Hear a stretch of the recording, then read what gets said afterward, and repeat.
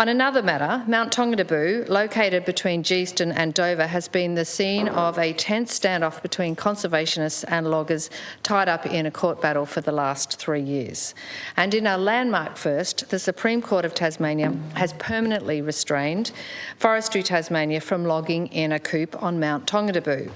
The orders, endorsed by the court yesterday, make this the first time in Tasmania that a permanent injunction has been granted to stop logging on public land. By agreeing to these consent orders, it can be inferred that Forestry Tasmania has accepted that its operations on Mount Tongatabu could not lawfully continue.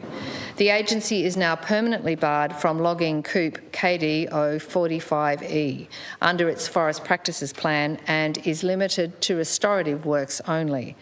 The permanent injunction comes 3 years after the Wilderness Society originally brought a case because forest practice plans, which are legally required whenever logging is undertaken, are both prepared and approved by Forestry Tasmania's own employees. It's a landmark moment for these precious forests. A court has deemed a forest under threat of a forest practices plan must be protected.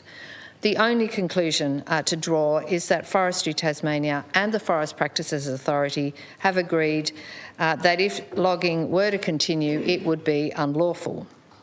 This is fantastic news for the giant blue gums of Mount Tongatabu, left to flower now for swift parrots to forage and breed in.